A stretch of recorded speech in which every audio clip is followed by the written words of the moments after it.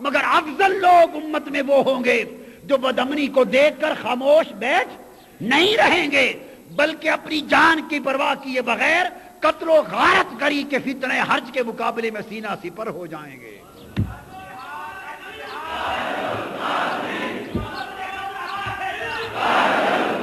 میری امت میں زمانہ آئے گا حکمران فاسق و فاجر، ظالم، خائن، جاہل لوگ حکمران بن جائیں گے، اور معاشرے کے سب سے زیادہ کمینے لوگ، حدیث پاک میں معاشرے کے سب سے زیادہ کمینے لوگ جن کے ہاتھوں بے عزت ہونے کا تمہیں ڈر رہتا ہو وہ حکمران بن جائیں گے۔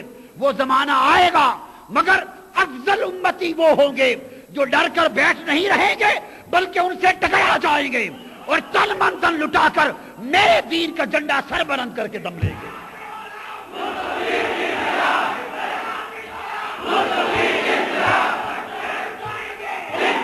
اور اسی طرح فرمایا وہ زمانہ آئے گا انہی برائیوں اور بدیوں کی طرح اور فتنوں کی طرح فتنہ تفرق بھی آئے گا، اور میری امت 73 فرقوں میں بٹ جائے گی۔ امت کی وحدت کا شیرازہ منتشر ہو جائے گا۔ آقا تب افضل لوگ آقا کے پیارے امتی کون ہوں گے؟ فرمایا وہ نہیں جو بڑھتی ہوئی امت کو دیکھ کر چپ کر جائے، نہیں، وہ ہوں گے جو امت کو بڑھتا ہوا دیکھ کر میری امت کے اتحاد کا جھنڈا لے کر کھڑے ہو جائیں گے۔ نہیں چھوڑیے، نعرے چھوڑیے۔ میری امت کے اتحاد کے لیے جہاد کریں گے، امت کی وحدت کے لیے جہاد کریں گے، میری امت کا شیرازہ، بکھرا ہوا شیرازہ، منتشر شیرازہ پھر سے مجتمع کرنے کے لیے تگ و دو کریں گے۔ نتائج اللہ کے ہاتھ میں، نتائج اللہ کے ہاتھ میں ہیں، مگر مجھے اور میرے رب کو وہ پسند ہوں گے جو فتنوں کے زمانوں میں اٹھ کھڑے ہوں گے اور ہر فتنے کے خلاف جہاد کریں گے۔ سو فتنہ تفرق کے خلاف جہاد جہاد اتحاد ہے۔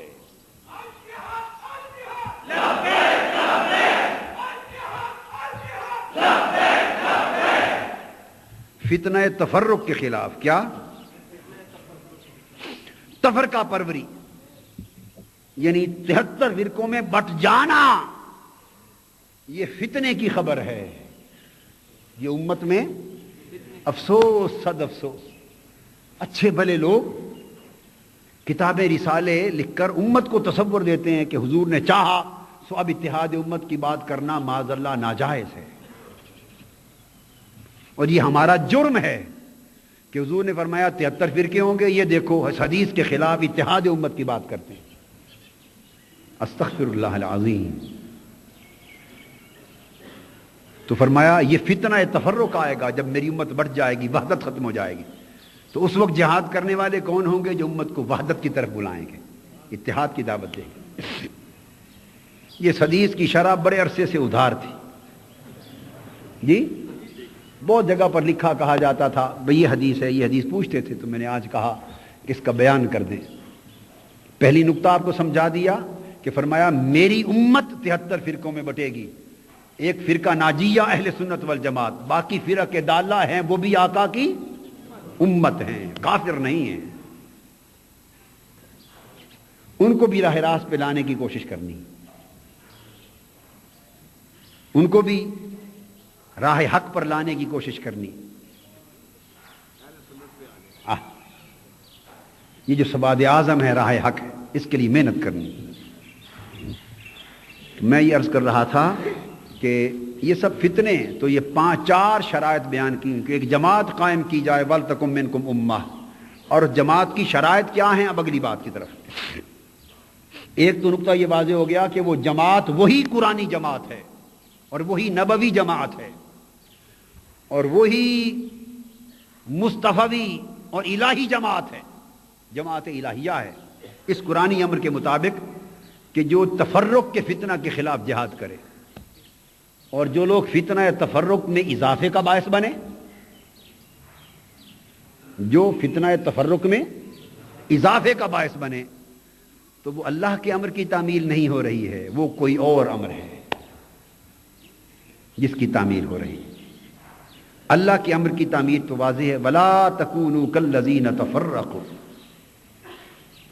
بنی اسرائیل کا بھی آقا علیہ السلام نے فرمایا، وہ بھی 72 فرقوں میں بٹ گئے تھے، فرمایا تم اس طرح نہ ہو جانا اب آقا کی اور اللہ کی یہاں منشا بھی بیان ہو رہی ہے. اب حدیث کو اس آیت کریمہ کے تناظر میں سمجھیں. وہ جو کہتے ہیں نا حدیث نے خبر دے دی، اب اتحاد کی کوشش کرنے والے معاذ اللہ غلط کام کر رہے ہیں. اب قرآن کیا کہتا ہے؟ اللہ اپنا منشا کیا بیان فرماتا؟ یہ منشا الہی ہے، حکم ازدی ہے، اور جو اللہ کا حکم ہے وہی حضور کی آرزو ہے. جو اللہ کا حکم ہے وہی حضور کی آرزو اور خواہش ہے.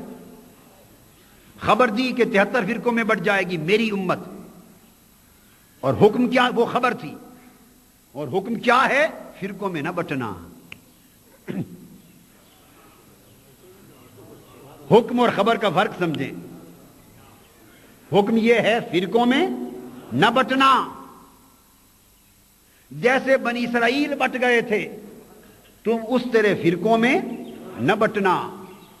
وَلَا تَكُونُوا كَالَّذِينَ تَفَرَّقُوا، وہ بنی اسرائیل جو فرقوں میں بٹ گئے تھے، ہدایت اور واضح نشانیاں آنے کے بعد ان میں پھوٹ پڑ گئی اور ٹکڑے ٹکڑے ہو گئے اور فرقے فرقے ہو گئے.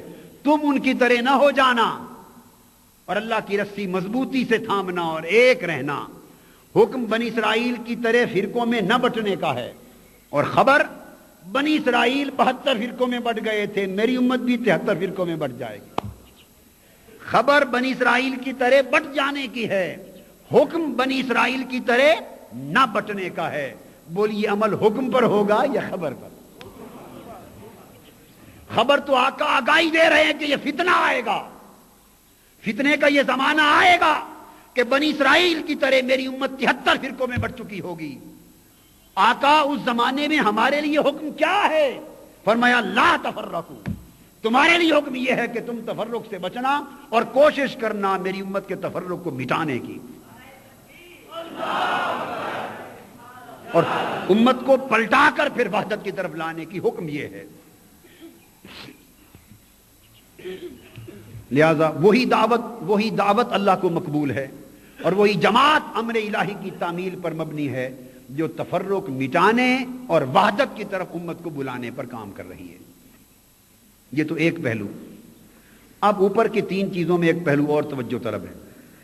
فرمایا یدعون الی الخیر، دعوت الی الخیر دیتے، اور یامرون بالمعروف، اچھائی کا حکم دیتے، امر بالمعروف، وینہون عن المنکر، اور برائی سے روکتے.